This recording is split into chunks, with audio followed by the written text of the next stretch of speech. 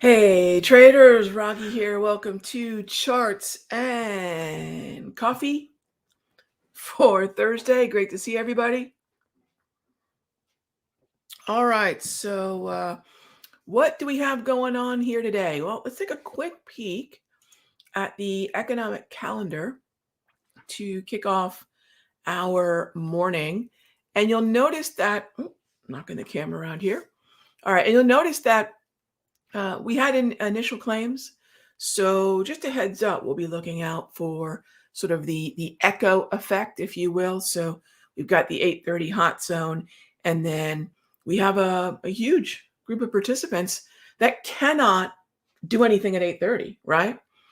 And so then they're going to respond with the bell. And that's what I mean by that echo effect. So let's keep an eye on that, especially for my day traders out there. Pretty smooth sailing. Natural gas storage numbers coming up at 10:30 a.m. So if you've been looking for some volatility there, just if you haven't checked out, by the way, the natty gas video that I did on the Simpler Trading YouTube channel, free video. You just have to go to the channel and click and watch it. Broke down natty gas, the seasonals, and where we are right now within the context of the structure, the trend in natty. So you can check that out there. Tomorrow is a big deal. Tomorrow is 8:30 a.m. Eastern hot zone, and I'm sure we'll be talking about it tomorrow. Is the CPI, one of the four, really five macroeconomic pillars we're watching? One of the two mandates, obviously, for the central bank. Now, remember, when we got the JOLTS number yesterday, we saw that the May contract for the Fed Fund futures responded sort of hawkishly. It calmed down later in the session, but we'll definitely be on the lookout for something similar to that. Whether we see June really dig its heels in and see that that's where traders are going to discount the rate hike for next year, or just may start to become part of the conversation. We'd really not rather see May become part of the conversation if we're looking for Santa. We're looking for the Santa rally. All right. As always, our show is about your questions. So let's take a look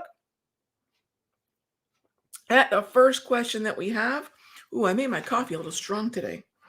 Whoa. So just a heads up for my futures folks. All right. Good morning. Good morning. I watched your video on the dollar and was curious as to the time target I would structure a trade around. So time, well, I think it would go back to that for aforementioned FOMC, Fed Fund futures. There we go. So anything with the dollar and expectations for follow through and or volatility would have to come back down to the different meetings for the Fed. So I would say minimally, I would not go any closer on, say, UUP or FXE. For those of you that watched the video, I gave you 4 ways to play that dollar setup. I would say that Jan 21 expiry would be reasonable for FXE or UUP. So I don't have a time target, right? I'm not, look, determining direction, determining actionable price levels. I mean, that's challenging enough.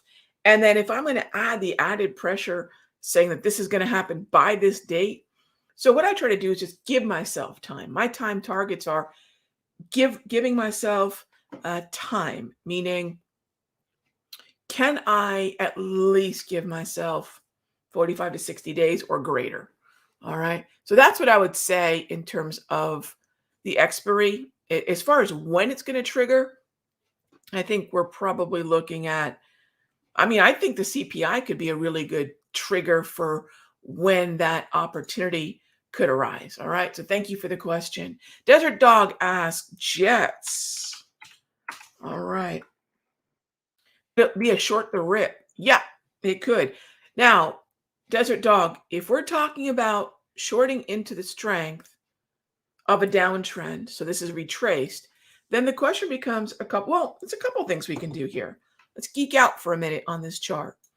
I could do some cool things like pull a Fibonacci retracement. Let's not make this overly complicated, but I can look at the retracement getting awful close to the 50%. Love to see a golden mean retracement. It's up there with the point of control. That would be nice. But if I'm looking at one of the most basic uses of Fibonacci, which is last major move retracements, the classic expansion contraction conversation, that's one thing we can do. I know a lot of you are Fibonacci fluent. This is not just a trading tool, gang. This is a mathematical law of nature. And if we're just studying our nature as, playing out in the market, this is one way to look at it. Then the structure of the market, red over red, 8, 13, 21, 34, structured bearishly. And we popped up into the wave. So yeah. Now, the next step we could do, and Desert Dog, this is what we do. So ETFs curate stocks, and then we'll go about looking at the relative outperformance within some of the heavier weighted names within that ETF. So let the ETF sector curate the names. We look at the relative performance. This is the way, right? So I would keep an eye on a number of the stocks too, because you might find some good structure apart from the JETS ETF and maybe some of the individual stocks as well. So there's a lot of opportunity there. I'm with you on that one. Next up, how about OIH for a short?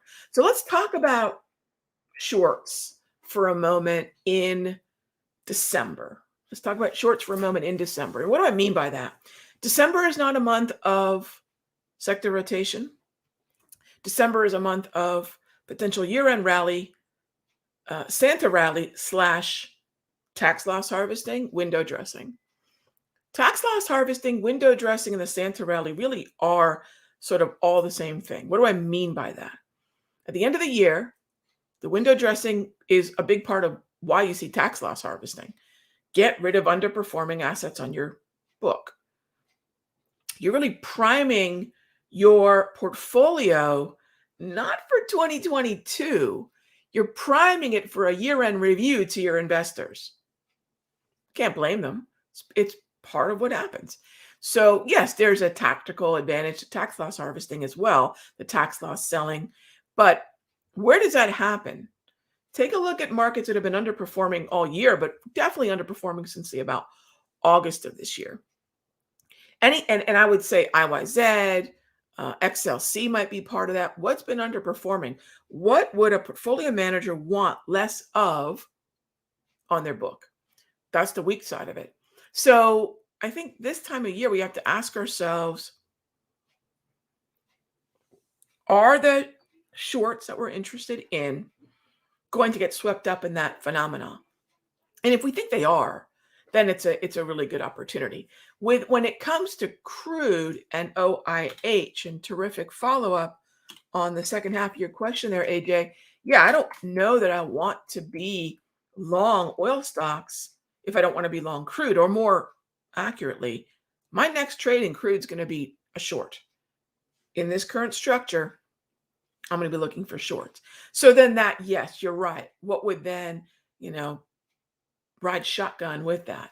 Potential double red shorting of individual oil stocks. Now, there are some oil stocks that are strong.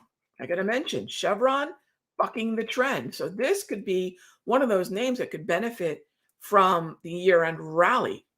Do we want to show that we have exposure to Chevron if we're presenting a book of trades to sort of encompass what we've done this year at the end of the year? Yeah, Chevron would want to be those names that we would show, yep, we've got exposure there. So think about what looks good.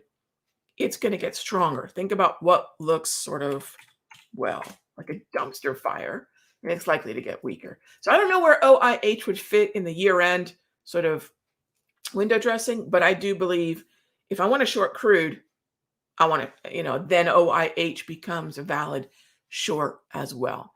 So I hope that makes sense. Thanks for the question, AJ. Moving on to our next question. Tesla. Hey there, Tracy. Tesla. Tesla Do I want to short? No way. No way. Do I think there are buying opportunities? So let's compare two here. So one is right here. The other is right here.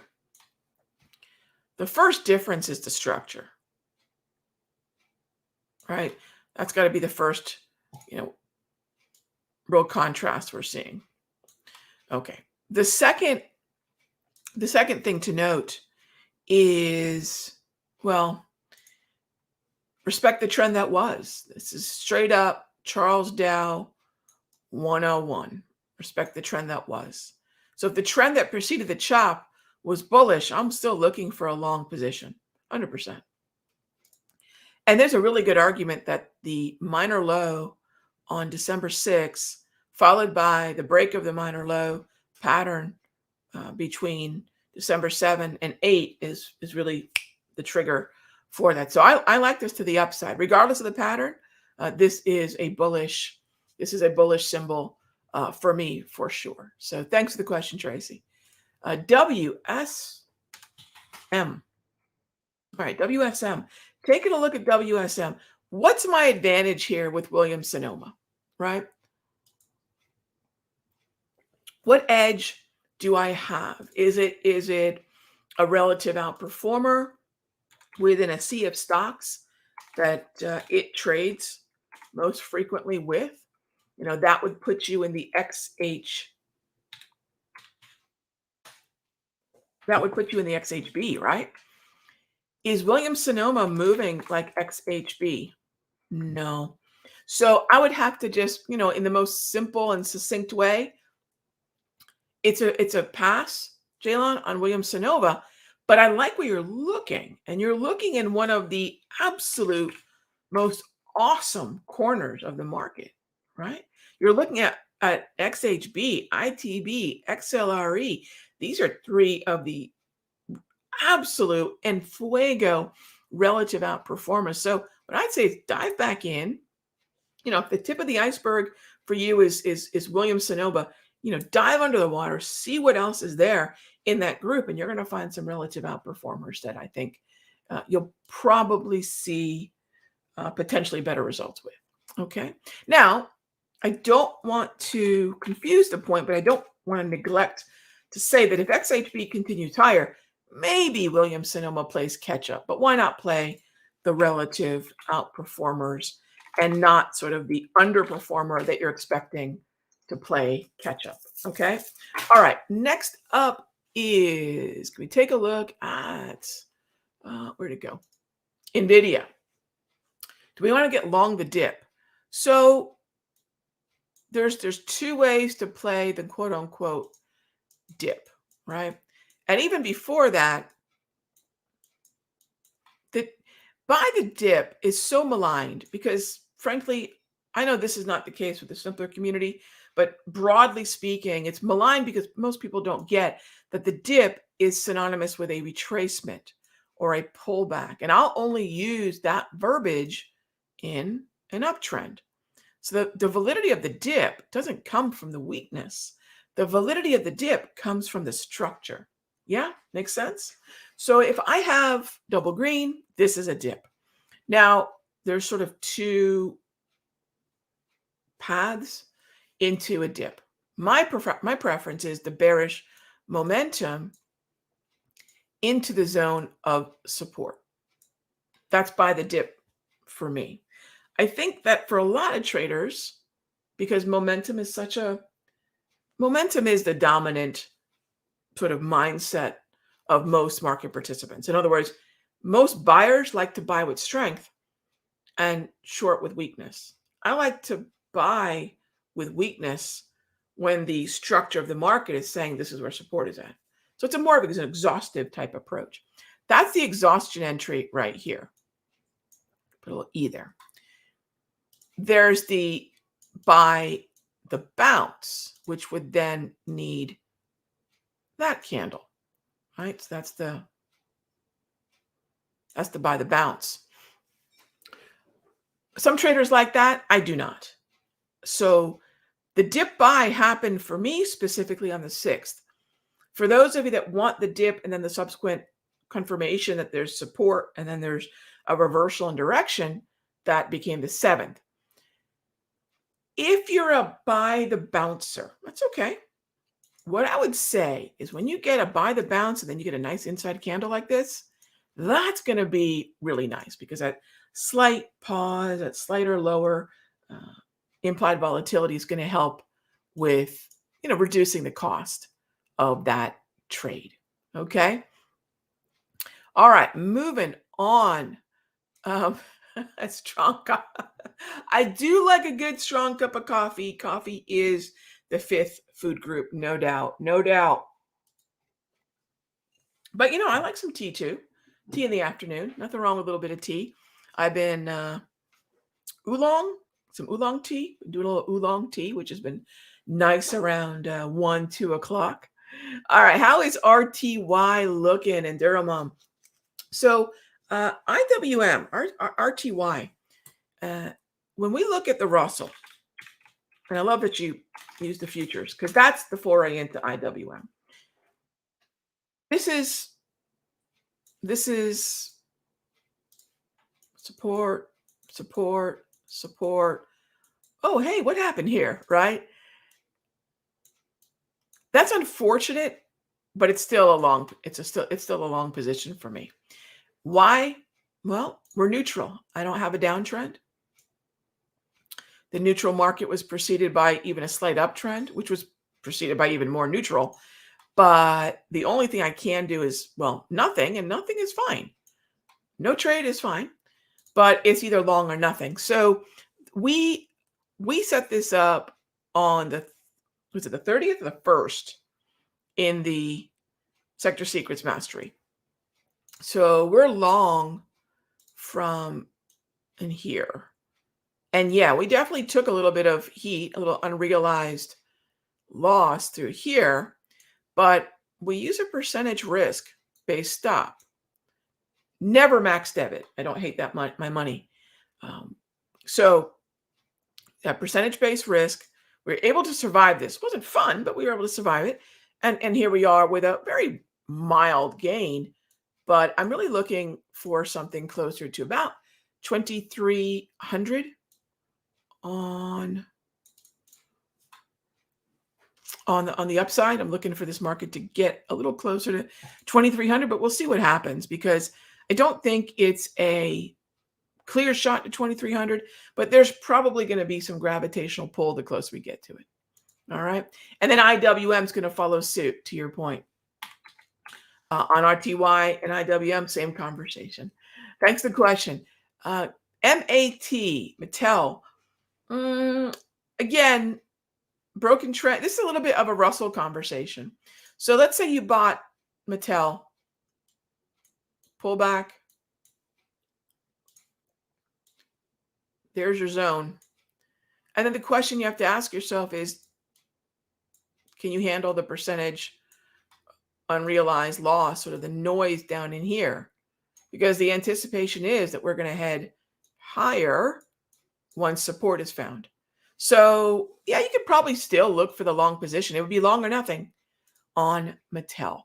What banks am I watching right now? Joshua, I'm really not watching a lot. I've got my eye on XLF. What I want to do with XLF, what I want to do with banks is probably not start at the broad XLF ETF tide level, right? I don't need to start at that tide level, the bigger group. What I want to do is probably start scanning through some boats. And I'm going to find those one or two, maybe more, relative outperformers within the XLF. And then that's going to allow us to probably get in before I get long the broader conversation. So you see me kind of scanning through all these. And some of the names that caught my eye were things like Marsh McLennan.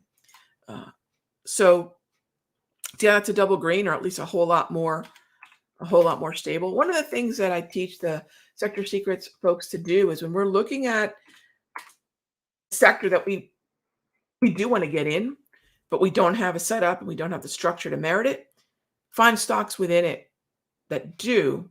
Here's what I'll say.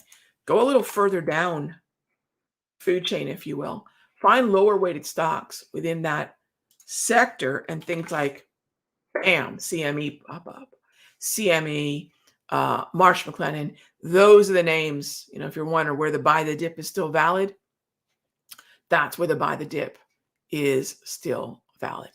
All right. So I realize I did not get to all the questions. Again, my apologies, but thanks for those of you getting those questions in good and early. And as far as just really quickly, gold and silver, Bob, I'm passing on for now.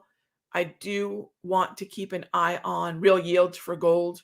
Overall, I'm bullish gold. It's hard not to be. It doesn't have to tie with dollar. It doesn't have to be an inverse correlation. DocU, I'm leaving a lot of those alone right now. I'm not going to guess at where the low is on DocU, but Lloyd, look for a minor low, perhaps.